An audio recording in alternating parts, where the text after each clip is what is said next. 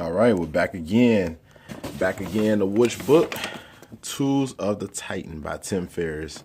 And we're back at this book again because it just has so much value. It has so many stories. We're gonna do multiple different entrepreneurs in this book. We're going to go through a few of them because it's just so much good stuff. Like I showed y'all before, it's health, wealth, and wise. Health, wealth, and wise people who are just super intelligent, and these are basically your mentors. These are the people that you want as friends.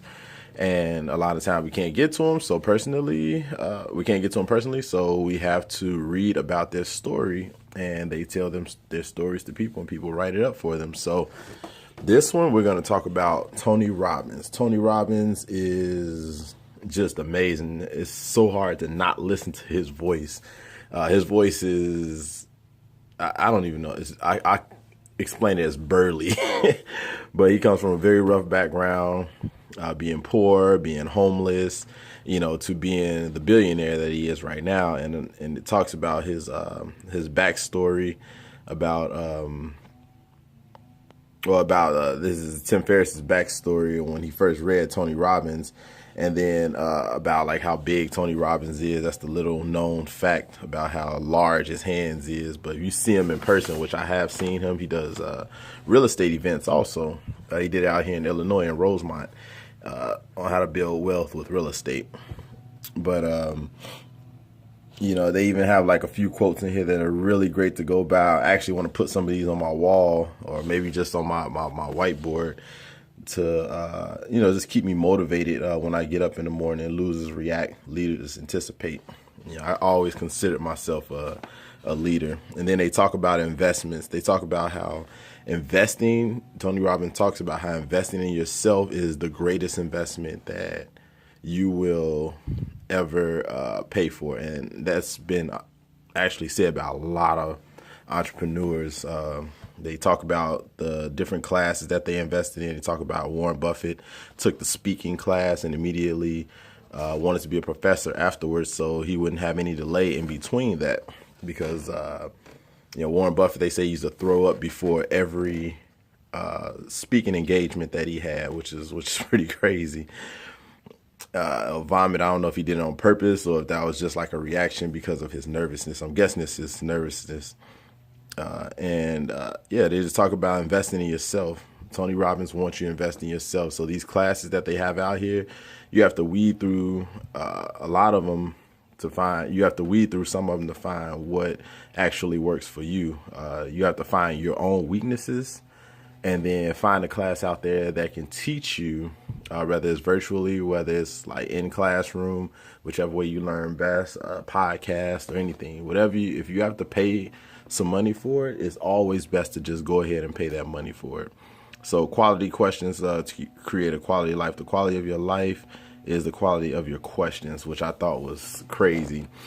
But they also go on to talk about how the quality of your questions it needs to lead to your action. So it needs to lead to you actually doing something. You can't be asking all these questions and gathering all this information and not do anything with it. So even right here, a lot of stuff that's in bold is mostly like the most important stuff. The reason you're suffering is you're focused on yourself. So, of course, they always talk about helping other people. That's something that a lot of people just completely forget about. There are billions of people on this earth. And if like even a quarter of those billions of people gave you like $1 because of some type of value that you've given to them, you'd be a rich man. And a lot of people don't understand that when you help society, when you help the world gives back. It's plain and simple as that. State story strategy. Tony believes that in a lowered emotional state, we only see the problems, no solutions. So a lot of times when we have issues, we usually just react to them. And, we're not in a state of mind where we can figure out what to do, which is which is usually the story and the strategy.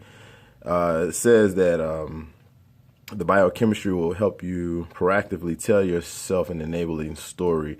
Only then do you think of the strategy, as you'll see the options instead of the dead ends. Most people, they're in so much fury, they can't even think straight. And that happens to many, many, many, many people, because they just, a lot of people react because they don't understand. And I've actually been in that state before too, where, I thought at this one time in Miami, I thought that this Uber driver was like trying to charge me more money by taking a longer time. But in actuality, the price was going to be exactly the same no matter how long it took us to get to this one destination. And it was just crazy. I was so like infuriated, but I didn't learn this until later, after actually becoming an Uber driver, that that's not what he was doing. And I actually got like really irritated. And then the girl that I was with at the time, I kind of like upset her a little bit because of, how I was feeling and how I was reacting to what I thought. Is because I was ignorant and I didn't know, I didn't know what was going on. So, my state of mind just completely kept me from figuring out like what was going on.